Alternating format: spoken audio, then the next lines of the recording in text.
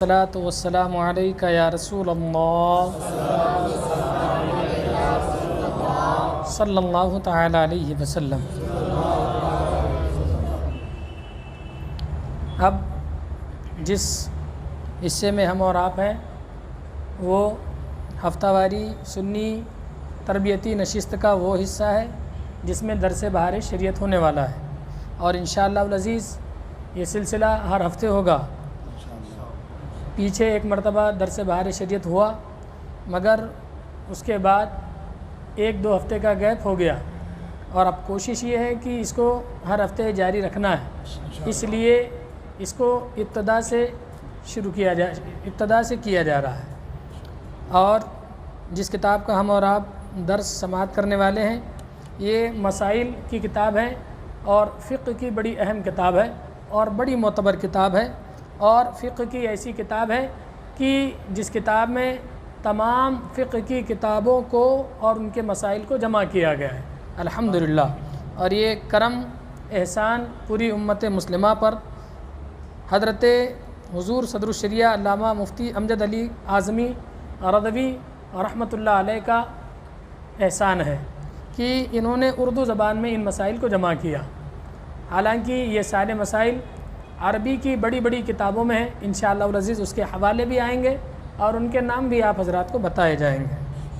اور یہ جو درس بہار شریعت ہوگا یہ بڑا مختصر ہوگا، اس میں زیادہ وقت نہیں لیا جائے گا، اور اس کی وجہ یہ ہے کہ یہ وہ کتاب ہے جس کو عالم بنانے والی کتاب کہا جاتا ہے۔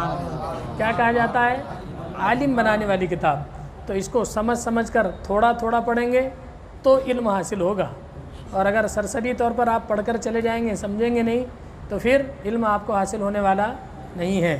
بھلے سے ہمیں سال لگ جائے، 2 سال لگ جائے، 3 سال لگ جائے، کیونکہ ہم نے ہفتہ واری سنی تربیتی نشست یہ سوچ کر شروع نہیں کیا ہے کہ اب سال ہو جائے گا تو بند کر دیں گے، 2 سال ہو جائیں گے تو بند کر دیں گے، یا پھر کہیں لاک ڈاؤن آ جائے گا تو پھر بند کر دیں گے۔ نہیں، جب تک دم میں دم ہے انشاءاللہ العزیز یہ ہفتہ واری سنی دینی نشست جاری رہے گی، اور جو لوگ اس کے انتظامیہ ہیں اگر یہ نہ رہے تو ان کی نسل اس کو چلاتے رہے گی انشاءاللہ، مگر شرط یہ ہے کہ آپ لوگ برابر حاضری دیں تاکہ اس ہفتہ واری سنی دینی نشست کو جو انتظام کر رہے ہیں انتظامیہ ان کی محنت وصول ہو جائے، اور ان کے نامہ اعمال میں اور آپ کے ہمارے بھی نامہ اعمال میں نیکیاں جمع ہو جائیں۔ سب سے پہلی بات جس حصے کو ہم اور آپ سماعت کرنے والے ہیں وہ پہلا حصہ عقائد کے تعلق سے ہے۔ کس کے تعلق سے ہیں؟ عقائد پورے بہار شریعت میں یہ بہت سخت اور مشکل ہے، اور اس میں تو اردو میں لکھ دیے گئے عقائد، مگر اس میں کچھ ایسے بھی مسئلے آئیں گے، کچھ ایسے بھی عقائد آئیں گے، کچھ ایسے بھی الفاظ آئیں گے کہ جن کو سمجھنا اچھوں کی بات نہیں ہے۔ عام عوام کی تو بات جانے دیں، اچھے لوگ نہیں سمجھ پاتے ہیں ان مسائل کو، اور نہ سمجھنے کی وجہ کیا ہے؟ جب تک آپ علم منطق، علم فلسفہ، علم کلام، یہ درس نظامی میں یعنی عالم کورس پڑھا جاتا ہے، اس میں یہ کتابیں پڑھائی جاتی ہیں، جب تک آپ ان کو پڑھیں گے نہیں، وہاں پر بحث نہیں کریں گے، وہاں پر تکرار نہیں کریں گے، ان چیزوں کو آپ نہیں سمجھ سکتے۔ تو ایسا بھی موقع آئے گا کہ ہم اس کو پڑھ کر مختصر طور پر اشارہ کر کے آگے چلے جائیں گے، کیونکہ آپ کو سمجھانا نہیں پائیں گے، کیونکہ سمجھانے کے لیے پھر آپ کا ذہن وہاں پر حاضر ہونا ضروری ہے، کیونکہ آپ علم کلام پڑھے نہیں ہیں، علم منطق پڑھے نہیں ہیں، علم فلسفہ پڑھے نہیں ہیں، تو پھر کچھ بات ایسی ہو جائے گی جو آپ کے سر کے اوپر سے گزر جائے گی۔ میں کتنی بھی دیر بولتا رہوں سمجھ میں نہیں آئے گا آپ کو۔ سمجھ رہے ہیں آپ حضرات؟ ایک لائن 2 لائن جو عربی میں کتابیں ہوتی ہے اس کو پڑھنے کے لیے ایک ہفتہ ہم لوگ کو لگ جاتا ہے، تب آپ اردو میں کیسے سمجھ پائیں گے اس کو؟ اور جو عقیدہ سمجھ میں آ جائے، جو بات سمجھ میں آ جائے اس کو بس آپ محفوظ کر لیں۔ اس لیے بہت مختصر اس کا درس ہوگا، مگر جو بھی ہوگا کوشش رہے گی اس کو سمجھانے کی اور اس کو یاد کرنے کی۔ کریں گے یاد انشاءاللہ؟ تو سب سے پہلے جو حصہ ہے وہ عقائد کا حصہ ہے، اور اس میں کچھ اصطلاحات ہیں۔ پورے حصے میں کل 22 اصطلاحات ہے۔ اس کا مطلب یہ ہے کہ یہ کس کو کہتے ہیں، علم ذاتی کیا چیز ہے، علم عطائی کیا چیز ہے، معجزہ یہ بھی لفظ آئے گا پورے درس بہار شریعت میں، تو معجزہ کسے کہتے ہیں، محکم، متشابہ، الہام، یہ آپ سمجھ رہے ہوں گے کہ یہ سب سر کے اوپر والی باتیں ہیں، مگر سمجھانے کی کوشش کی جائے گی۔ تو سب سے پہلے ہم ان اصطلاحات کو یعنی تعریفات کو سمجھ لیتے ہیں کہ یہ چیزیں آنے والی ہے، جب آئے گی تو پھر آپ کو یاد دلایا جائے گا کہ ہم نے شروع میں بتایا تھا کہ علم ذاتی کسے کہتے ہیں، علم عطائی کسے کہتے ہیں۔ تو کچھ اصطلاحات، 5 اصطلاحات آج بتائے جائیں گے اور 2-3 عقائد آپ کو پڑھ کر سنائے جائیں گے۔ سب سے پہلی اصطلاح ہے علم ذاتی۔ علم ذاتی کیا چیز ہے؟ سنا آپ نے کبھی؟ یہاں پر کچھ لوگ بیٹھے ایسے ہیں جن کو معلوم ہے علم ذاتی کیا چیز ہے، مگر آپ حضرات بھی بڑی سنجیدگی سے اور غور سے سنیں۔ علم ذاتی وہ علم کہ اپنی ذات سے بغیر کسی کے عطا کے ہو، یعنی اپنی ذات سے ہو، خود سے ہو، وہ علم ذاتی ہے، کسی کی عطا سے نہ، کسی نے دیا نہیں ہے، خود سے ہے، اسے علم ذاتی کہتے ہیں۔ اور یہ علم ذاتی کہاں ہے، کس کے پاس ہے؟ یہ صرف اللہ عز و جل ہی کے ساتھ خاص ہے اور رب تبارک و تعالیٰ ہی کے پاس ہے، کیونکہ رب تبارک و تعالیٰ ہی کی ذات ہے کہ اس کا علم ایسا ہے کہ ذاتی علم ہے، اس کا خود کا ہے، کسی نے اس کو عطا نہیں کیا ہے۔ اور باقی جس کے بھی پاس جو بھی علم ہے، چاہے رسولان اعظام ہو، انبیاء کرام ہو، صحابہ کرام ہو، اولیاء کرام ہو، عام مسلمان ہو، آج کوئی عالم حافظ ہے تو اس کا وہ جو علم ہے، وہ جو حافظ صاحب ہیں، ہمارے حافظ صاحب، یہ جو علم ملا ہے یہ ان کو علم ذاتی نہیں، علم عطائی ہے۔ کیا ہے؟ علم ذاتی وہ علم جو خود سے ہو، کسی کے عطا کیے بغیر، اور یہ صرف رب تبارک و تعالیٰ کے پاس ہے۔ اور یہ تعریف کہاں لکھی ہوئی ہے؟ یہ تعریف فتاوی رضویہ میں لکھی ہوئی ہے۔ اعلیٰ حضرت نے علم ذاتی کو فتاوی رضویہ میں لکھا ہے کہ علم ذاتی اسی کو کہتے ہیں۔ سمجھ میں آ گیا؟ دوسری چیز علم عطائی۔ اب جس طرح علم ذاتی سمجھیں یہ بڑا سمجھنا آسان ہے۔ علم عطائی وہ علم جو اللہ عز و جل کی عطا سے حاصل ہو، یعنی رب تبارک و تعالیٰ جسے عطا کرے، پھر وہ جو علم عطا ہوا وہ علم کیا ہے؟ وہ علم عطائی ہے، اور یہ پھر ہر ایک کے پاس ہو سکتا ہے نا؟ یہ سب کے پاس ہو سکتا ہے۔ علم عطائی کی تعریف یہ بھی فتاوی رضویہ میں ہے۔ تیسری اصطلاح ہے معجزہ۔ معجزہ تو سنا ہوگا آپ نے بیانوں میں، تقریروں میں، معجزہ ہے نا؟ اب معجزہ کہتے کسے ہیں دیکھیں، نبی سے، ہر نبی سے، ہے نا؟ جو بھی نبی ہے، نبی سے بعد دعوی نبوت، جب بھی رب تبارک و تعالیٰ نے نبی کو مبعوث فرمایا تو لوگوں کے درمیان انہوں نے نبوت کا دعویٰ کیا کہ میں اللہ کا بھیجا ہوا نبی ہوں، میں یہ دین لے کر آیا ہوں، میں اس شریعت کو لے کر آیا ہوں، تم ایمان لے کر آؤ مجھ پر۔ انہوں نے نبوت کا دعویٰ کیا، ہر نبی نے نبوت کا دعویٰ کیا۔ اب نبوت کے دعوے کے بعد، ہے نا، نبوت کے دعوے سے پہلے جو چیز صادر ہوتی ہے اسے کچھ اور کہتے ہیں، مگر معجزہ نبوت کے دعوے کے بعد، نبی سے بعد دعوی نبوت خلاف عقل و عادت، خلاف عقل اور عادت، عقل کے بھی خلاف اور عادت کے بھی خلاف۔ عقل یہ کہتی ہے کہ جب رات ہوتی ہے تو اندھیرا ہوتا ہے، عقل یہ کہتی ہے کہ جب دن ہوتا ہے تو اجالا ہوتا ہے، عقل یہ سمجھ رہی ہے کہ سورج دن میں ہی نکلتا ہے، عقل یہ اس بات کو سمجھتی ہے کہ چاند رات میں ہی نکلتا ہے، دن میں بھی نکلتا ہے نا؟ اور ستارے، بولیں آپ حضرات، ستارے رات میں نکلتے ہیں۔ تو عقل اور عادت کے خلاف، نبی سے بعد دعوی نبوت خلاف عقل و عادت صادر ہونے والی چیز کو، یعنی ایسی چیز صادر ہوتی ہے نبی سے جس کو عقل بھی نہیں مانتی ہے اور عادت بھی وہ چیز کی ہے نہیں کہ ایسا ہو جائے، تو ایسی چیز صادر ہو نبی سے نبوت کے دعوے کے بعد جس سے سب منکرین عاجز ہو جاتے ہیں، یعنی جو نہیں ماننے والے تھے وہ مانتے ہی نہیں اور عاجز ہو جاتے ہیں کہ یہ کیسے ہو گیا۔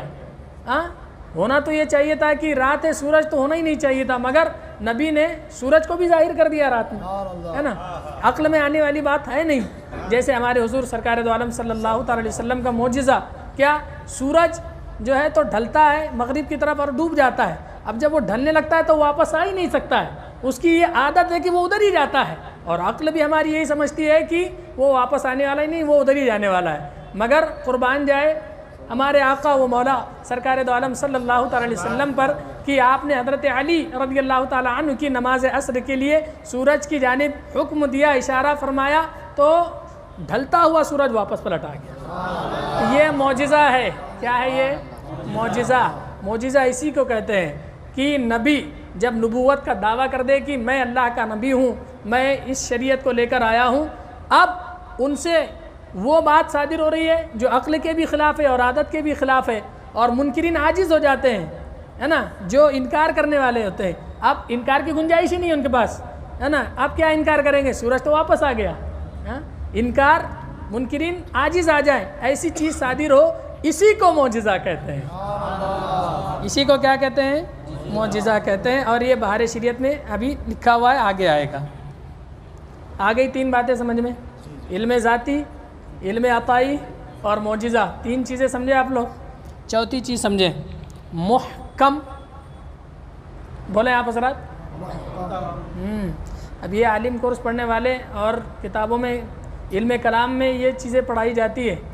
اب آپ خوش نصیب ہے کہ آپ کو بھی یہ پڑھنے کا موقع مل رہا ہے. محکم جس کا معنی بالکل ظاہر ہو, جس کا معنی بالکل ظاہر ہو. کوئی آیت ہے, اس میں کوئی لفظ ہے, اب اس میں کوئی تعویل کی گنجائش نہیں, اس کا معنی بالکل ظاہر ہے, آپ کوئی بدل کر معنی نہیں لے سکتے اس کا, اور وہی کلام سے مقصود ہو.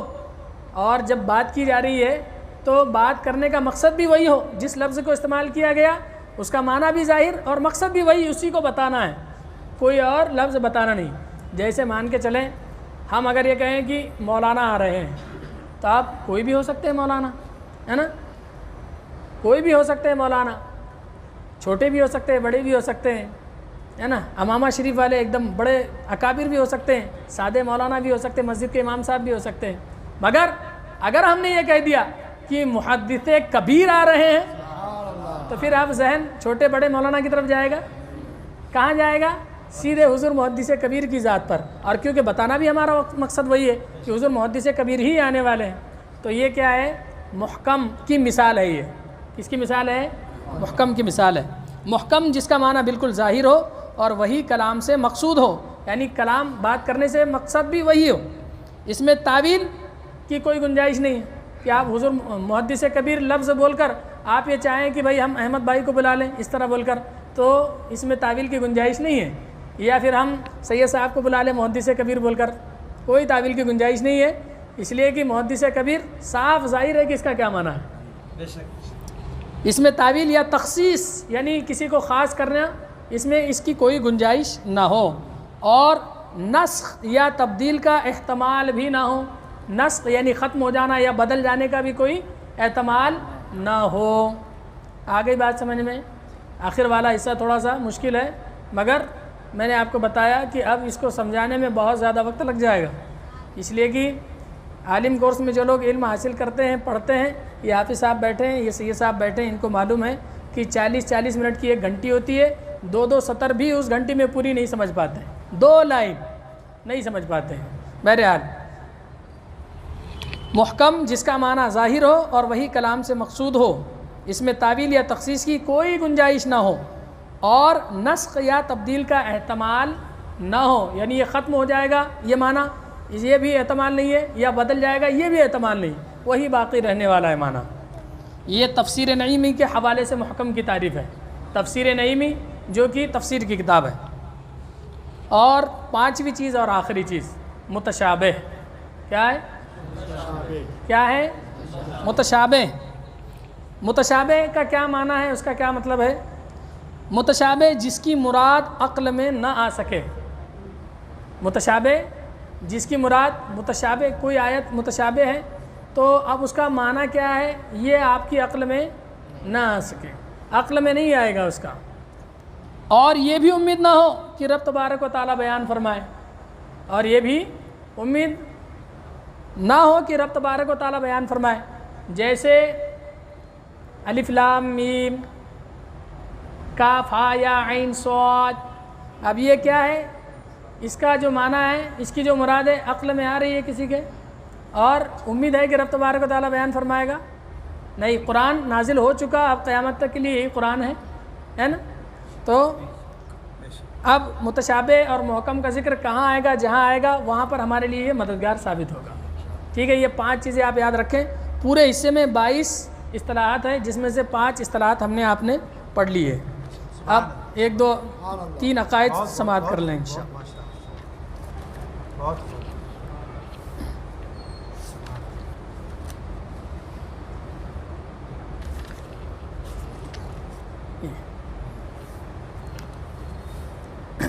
عقائد جہاں سے شروع ہو رہے ہیں، عقائد متعلقہ ذات و صفات الہی جل جلالہ، یعنی رب تبارک و تعالیٰ کی ذات اور صفات کے تعلق سے یہ عقائد ہیں۔ سب سے پہلے جو عقائد ہیں وہ کس کے تعلق سے ہیں؟ رب تبارک و تعالیٰ کی ذات کیا چیز ہے اور رب تبارک و تعالیٰ کی صفات کیا چیز ہے، اس تعلق سے یہ عقائد ہیں۔ انشاءاللہ العزیز گن کر 2 یا 3 عقائد بتائے جائیں گے، اس کو آپ حضرات محفوظ رکھیں اور اسی پر عمل کرنا ہے، اسی کو ماننا ہے، کیونکہ یہی عقائد وہ ہے جو ہمیں جنت میں لے کر جائیں گے انشاءاللہ۔ عقیدہ نمبر 1 کیا ہے؟ عقیدہ نمبر 1، اللہ عز و جل ایک ہے۔ اللہ عز و جل کیا ہے؟ ایک ہے۔ دلیل قل هو اللہ احد، اے محبوب آپ فرما دیں رب تبارک و تعالیٰ ایک ہے۔ تو اب آپ کے لیے، ہمارے لیے رب تبارک و تعالیٰ کو ایک ماننا ضروری ہے۔ جو یہ کہے کہ رب تبارک و تعالیٰ ایک نہیں ہے، اس کا ایمان نہیں۔ جیسے یہودی حضرت عیسیٰ علیہ السلام کو بھی خدا مانتے ہیں، ہے نا، اور یہ کہتے ہیں کہ معاذ اللہ حضرت عیسیٰ علیہ السلام خدا کے بیٹے۔ تو خدا ایک، حضرت عیسیٰ علیہ السلام 2، اور حضرت مریم کو خدا کی بیوی معاذ اللہ۔ تو ایسے ثلاثہ یعنی 3 کے قائل ہیں۔ تو یہ 3 خدا مان کر بھٹک گئے۔ اسی طرح ہمارے ملک میں مشرکین ہنود کئی سارے خداؤں کو مان کر بھٹک گئے۔ تو عقیدہ کیا ہے؟ اللہ عز و جل ایک ہے، اور اس کی دلیل دیکھیں، قل هو اللہ احد، سب کو معلوم ہے یہ۔ دوسری دلیل وَإِلَٰهُكُمْ إِلَٰهٌ وَاحِدٌ، اور تمہارا رب ایک ہی ہے، لا الہ الا ہو، نہیں ہے معبود مگر وہی۔ یہ دوسری دلیل دوسرے پارے کی سورہ بقرہ کی ہے۔ اور لا شریک لہ، اس کا کوئی شریک نہیں۔ آگے دیکھیں، کوئی اس کا شریک نہیں، کوئی اس کا، رب تبارک و تعالیٰ ایک ہے۔ اب اگر کسی کو شریک مان لیں تو پھر ایک رہے گا رب تبارک و تعالیٰ؟ نہیں ہوگا۔ کوئی اس کا شریک نہیں، نہ ذات میں، نہ صفات میں۔ ذات بھی رب تبارک و تعالیٰ کی ایک ہے، اس کی ذات میں کوئی شریک نہیں۔ اگر 2 ذات ہو جائے تو پھر رب تبارک و تعالیٰ ایک نہیں ہوگا، ہے نا۔ نہ صفات میں، یعنی رب تبارک و تعالیٰ کی جو صفت ہے وہ خاص رب تبارک و تعالیٰ کی، کوئی اس میں شریک نہیں ہے۔ نہ افعال میں، نہ افعال، یعنی رب تبارک و تعالیٰ نے جو افعال فرمائے ہیں، جیسے آسمان کو پیدا فرمایا، زمین کو پیدا فرمایا، پہاڑوں کو پیدا فرمایا، تو اس میں بھی کوئی شریک نہیں ہے۔ کوئی یہ دعویٰ نہیں کر سکتا کہ رب کے ساتھ میں نے بھی اس میں تھوڑی سی تخلیق کی، معاذ اللہ، ہے نا۔ نہ ہم یہ دعویٰ کر سکتے ہیں کہ رب تبارک و تعالیٰ نے جہاں آدھا آسمان بنایا، معاذ اللہ کسی اور نے آدھا آسمان بنایا، ایسا عقیدہ درست نہیں ہے۔ پورے کے پورے آسمان کو رب تبارک و تعالیٰ نے پیدا فرمایا، پوری زمین کو رب تبارک و تعالیٰ نے پیدا فرمایا، ٹھیک ہے۔ نہ ذات میں کوئی شریک، نہ صفات میں کوئی شریک، نہ افعال میں کوئی شریک، نہ احکام میں، یعنی رب تبارک و تعالیٰ نے جو حکم صادر فرمائے، جیسے رب تبارک و تعالیٰ بارش برسانے والے فرشتوں کو حکم دے کہ تم بارش برساؤ، یہ رب تبارک و تعالیٰ کا حکم ہے۔ تو آپ اس میں کوئی شریک نہیں ہے کہ 2 خدا مل کر جو ہے تو یہ فیصلہ لیں، یہ حکم دیں کہ بارش برساؤ۔ اور ایک جگہ آیت بھی ہے کہ حافظ صاحب، اگر اس میں 2 خدا، لو کانا فیہما آلہۃ آخر لفسدتا، اگر 2 خدا ہوتے تو ضرور فساد ہوتا۔ کیا؟ اگر 2 خدا ہوتے تو ضرور فساد ہو جاتا، یعنی نظم انتظام درہم برہم ہو جاتا۔ کیسے؟ ایک خدا یہ کہتا ہے کہ میں بارش برسا رہا ہوں، دوسرا یہ کہتا ہے کہ نہیں میں بارش نہیں برسا رہا ہوں، تو پھر نظام درہم برہم ہو جاتا.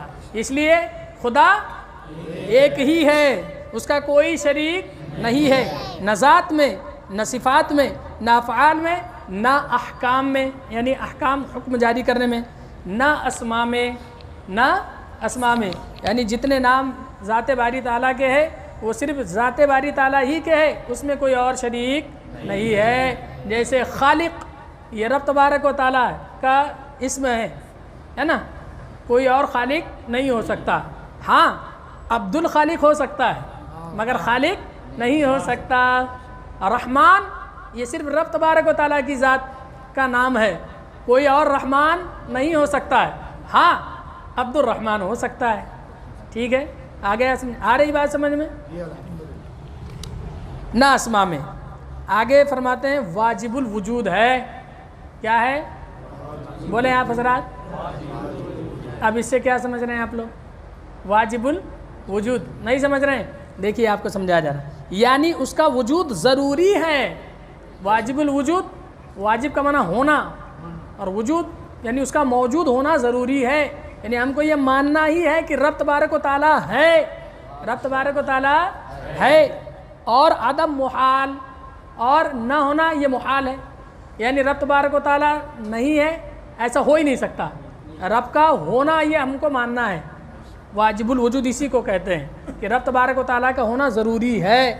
اسی سلسلے میں تو ایک مناظرہ ہوا حضرت امام اعظم ابو حنیفہ رحمۃ اللہ علیہ اور دہریہ کے بیچ میں.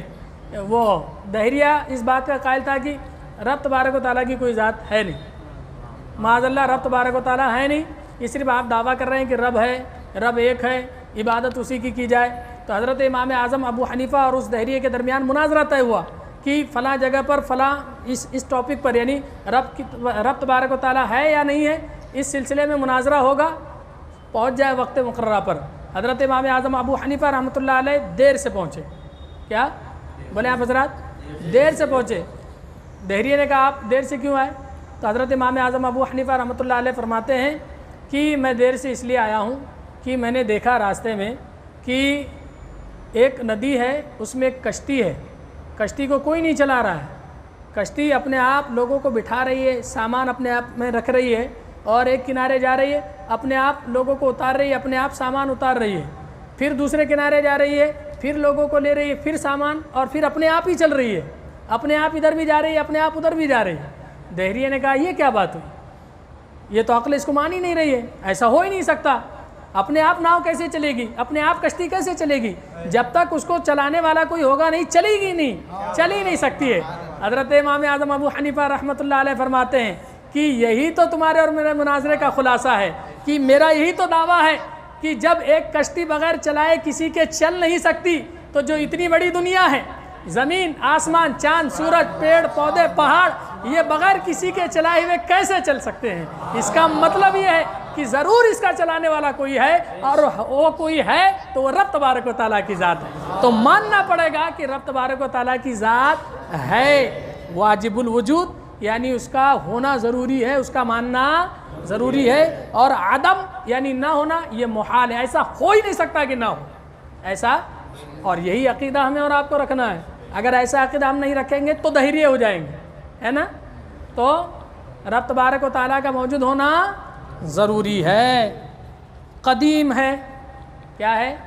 رب تبارک و تعالیٰ قدیم ہے.